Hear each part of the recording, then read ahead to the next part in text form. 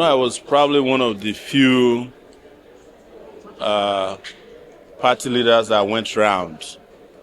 And what I noticed was disturbing. Disturbing in the sense that it was obvious that people had lost interest in democracy, electoral democracy. And that put us at 7% participation of registered voters. That should alarm everybody. The second aspect was that a lot of what then became the conduct of the election had been pre-planned by Wike, who blocked movements of persons, which he had no right to do. A lot of people couldn't move from one place to the other. The city was blocked by soldiers, as if there was war going on inside of Abuja. Because I drove around Abuja and found out that that was done deliberately to forestall participation of a lot of people. That was scaring people from the electoral process. The third aspect was that he had already bribed a lot of people, including some candidates of political parties, to step down for his own parties, because Wike did what I won't say is the unthinkable, but the most absurd thing. Like, Wike was acting as a member of two political parties at the same time. And he was using the resources of the Federal Capital Territory to engage in manipulation of the election. And this was seen transparently by everyone. So, as for INEC failed, the new INEC chairman failed in his first assignment, which was supposed to be the transmission of election results electronically from the polling units. They transmitted later in the evening, because I was refreshing the Iroele. I don't think any results were transmitted until 7 p.m. And the election had effectively ended by 4 p.m. across the FCT. So INEC failed in that regard, and I'm not surprised. And of course, you've seen that some of the results that were transmitted had already been mutilated, manipulated. You saw that. So, and this would help those people who are overconfident about even election transmission of results, that election by themselves cannot kick these people out of power. Sir, how will you describe the activities of the security operatives during the election process? Because there's a scenario that happened live in Kuje, which I was able to capture, whereby a civil defense officers and police officer came to where people were voting, shoot their gas and gun, and count away election results where APC reduced it. So how will you? But that's exactly what I'm saying. You are preaching to the choir. I told you I went around the city and I saw that the security agents who were supposed to be neutral were working for Wike.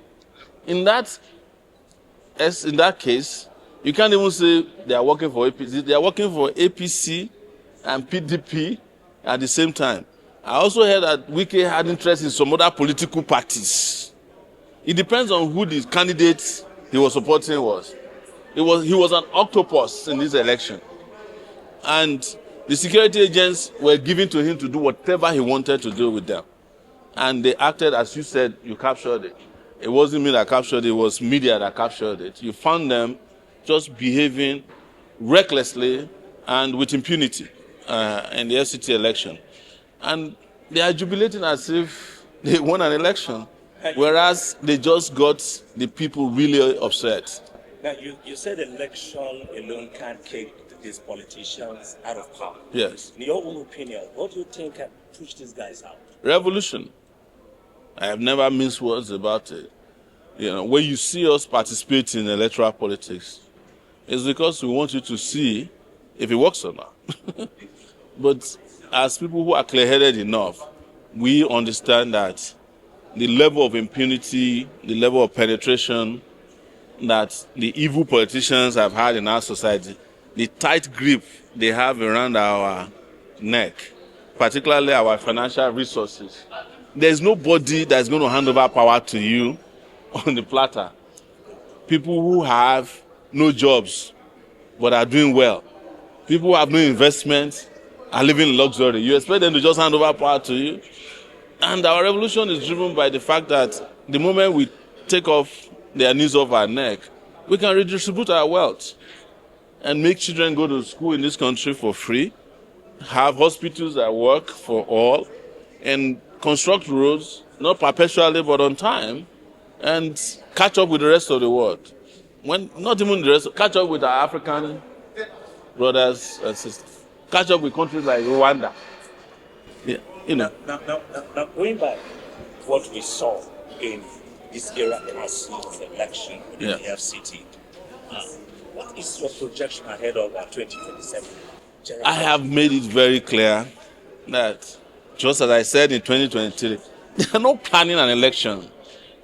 They are planning a selection. But the difference this time is that Tinubu doesn't want to rig the election the way they rigged in 2020. That was too brazen. So they want to rig before. So there will be a lot of scenarios put in place. And what they did in the FCT, if you calculate it properly, is a rehearsal of what will happen in 2027. So that they will minimize participation, bribe as many people as possible, empower the security agencies to go nuts and crazy, and ultimately, capture power the way they captured in 2023. But in a way that, the election observers will come and say, it's bad, but it's not really too bad. So what's your call to Nigerians? Just be ready for a revolution. I have never missed. It's everybody else that hasn't caught up with me. I've always said this, that until there is mass uprising in this country, you can't take this country away from those who believe that it is their personal property to exploit and discard.